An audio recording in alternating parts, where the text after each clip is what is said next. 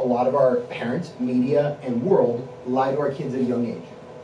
Well, lie to us.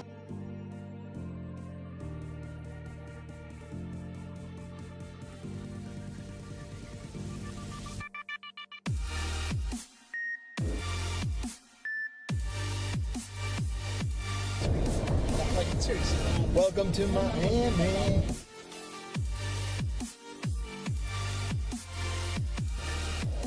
Whatever comes to my mind at that moment,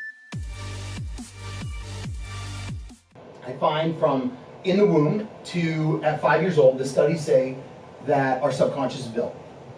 And our subconscious is more powerful than our conscious. Because we can see everything there is, it picks up more, but we don't understand it a lot of times. It's like a supercomputer. So a lot of people come and get our first phone when we're like 16 years old. We just buy it. We go to a store, we buy it, it's super simple. But we don't know how the operating system works. We use the app to use the app versus actually understanding the whole process. What I find is a lot of our parents, media, and world lie to our kids at a young age. Well, lie to us. So then we inherit a lie, and a lot of people say, hey, my kid at 12, 13, 14, they're acting out, they're getting mad, they're using drugs, they're off track, they're whatever else. It's interesting how we go through those cycles because our subconscious, from my belief and our psychiatrists, psychologists, they're like, wow, there's a difference on us starting to wake up to reality versus what was told to us when we were a kid. And so when we're in 30s, 40s, 50s, then if we're never taught, because what do schools do? It's like, read this, take a test. Read this, take a test. In our private school, if you guys are ever in South Florida, I'd love to have you come speak at our private school down the street. We have 48 kids now where we've taken them jail, dropout, expelled, or fail, or foster care. And all of them, we've had 2 challenges this year, but out of 48, not one fight at school, on track, because it's more about understanding themselves, and our whole staff has to go through a whole black belt experience, which is 3 different belts. But to create that employee, to create that staff member that really wants it, they have to have it inside first to have the growth mindset, and then understand how to overcome challenges. Because there's always going to be challenges, I think, circumstances and feelings.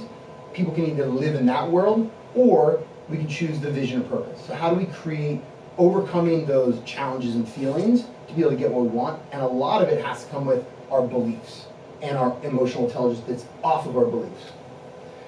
So outcomes and results. In the real world, if you could save 20, 30% every year, would you guys want to save 20%, 30%?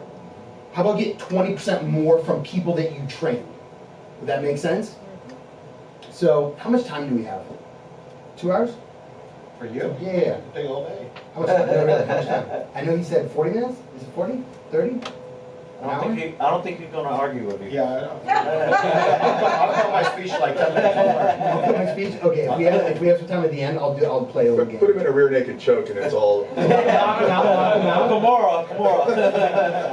So what we started doing is, it's interesting working with, from pharma companies to law enforcement to educators.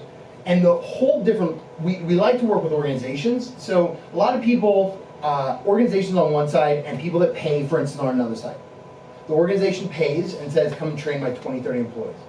20, 30 employees, unless you onboard them onto the training properly, they're like, screw this, I don't want to be here. I have 50,000 emails I have to do, get me out of here today.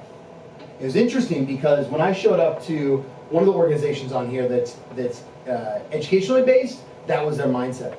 This organization was pharma, and I was expecting, it can go either way at the end of the day, but I was expecting them to go, I'm fast-paced, high energy, I want to get out of here. And I went in, and they were the most connected, amazing, authentic group I've ever seen. And I looked at their staff, I looked at the trainers that they have on board, I looked at their management level, is because they put in the time to be able to build themselves. They were going to other trainings. They were going out there and looking. I go to trainings every year. I build in, I think there's a picture in here of, right here. I was just in India. I don't know why it's popping up. I was in India with Dalai Lama last year. I just went back. We're partnering with him with one of our schools. But to be able to spend time, since he got sick last week when we were out there, we knew about him getting sick two days before, and we expected that we weren't be able to see him. Monday morning, I bought breakfast for 120 lamas from all around the world. They all flew in to pray for him for a week. And it was interesting, when you walk into that room, the energy level, just like I could feel it sitting there. It's like that vibration energy in my body. And it was interesting, I asked my guy, I said, can I go serve some of the llamas? Because we bought them breakfast. And their other monks were serving the llamas, and he said, no, don't worry about it, don't worry about it. I go, no, I want to serve them breakfast. And he said, why? I go, because that's what I love to do. Why wouldn't I serve them breakfast? The breakfast cost me for 120 people, cost me $90. Oh my gosh. And the food was amazing. I'd rather eat that food than any of the food I have in America all day. It is the best food, definitely the food that the lamas and the monks make. So it's interesting to be able to see the difference between over there and organizations over here. Over here, the mindset is give me fast so that I can take, so I can go. Over there, it's how do I give? How do I serve? How do I love? How do I connect? How do I build relationships? How do I help others? Because I already have everything in this world. We're in America. Like, we have lights and air conditioning and cell phones. Over there, the kids hope to make $2 a day. Like, that's a hope. And so it's interesting to be able to see what's possible with EQ.